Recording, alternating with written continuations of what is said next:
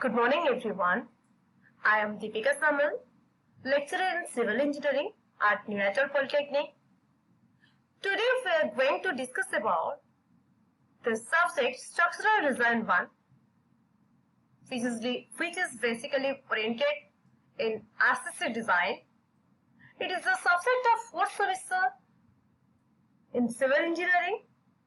First of all, we discuss about the chapter 1, Working Stress Method. So here we discuss about the working stress method. First of all, we discuss about the introduction part. The design of a structure may be regarded as the process of selecting proper material and proportion element of the structure according to the art, engineering science and technology in order to fulfill its purpose. The structure must meet its condition of safety, serviceability, economy and functionality. So first of all, we design the structure to a proper economic and safety purpose. Then we discuss about the term of RCC design. Here, three constants we discussed. First we discussed the neutral axis, which is denoted as here N. Neutral axis lies at the center of gravity of the section. It is defined as that axis at which the stresses are zero. It divides the section into tension and compression zone. The position of the neutral axis depends upon the shape, dimension of the section and the amount of steel provided. Here, the diagrams provided here, it is the beam section. It is a singly reinforced beam section. Here the breadth is provided and effective depth, which is small d, is provided, and effective cover, which is denoted as d dash. The effective cover we consider from the center of reinforced part from the bottom. Here, three reinforced are provided. It is a tension zone. Below the neutral axis it is tension zone. Above neutral axis it is compression zone. Above the neutral axis, from the neutral axis to the top of the beam, it is considered as depth of neutral axis, and from the bottom we consider total effective depth minus neutral axis depth. Here stress diagram for given loads is shown in here. Sigma S is the stress in steel and sigma C is the stress in concrete. And here the load combination is drawing here, and here K is a constant and D is the depth of the section. So here we discuss about the constant we consider for the neutral axis. Here the constant is K, which value is M into sigma CBC by M sigma CBC plus sigma ST.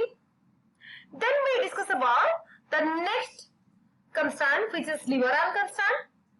Lever arm is the distance between the resultant compressive force and the resultant tensile force, which is denoted as J. The lever arm constant is denoted as J, is equal to 1 minus K by 3. Here unknown is K, which is the constant of neutral axis. The lever arm we consider from the section from the load is provided or the force is applied, and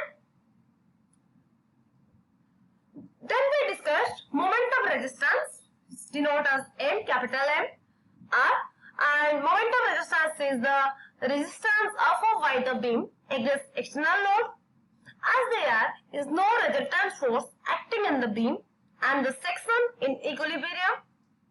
The total compressive force is equal to the total tension force. That two forces is equal and opposite separate by a distance will form a couple, and the moment this couple is equal to the resisting moment or moment of resistance of the section. Here in the equation, we consider two forces, which is first one is the compression force, and then we consider the tension force. force is C is equal to half into sigma CVC into Bn, and the compression force, tension force, which is equal to sigma St into St, D minus N by 3. Sigma S2 into St. Here what we consider, and we add the lever value, which is D minus N by 3, and here M half into sigma CVC into N into B is equal to half into sigma CVC into bracketing it N by 3. M1 is equal to sigma S2 into St D minus N by 3 for the tension zone, for the tension force we consider, and M1 is equal to half into sigma CVC B into KD, D minus KD by 3 for the compression force. Here we consider the compression force. By considering two formula, but in case of calculation part, we consider only one. Either we consider the tension zone formula, or we consider the compression zone formula. Then we discuss about working stress method. The working stress method is the traditional method of design, not only for reinforced concrete but also for structural design and timber design. Here, in the first semester we discuss only structural design 1. In next semester we discuss structural design 2.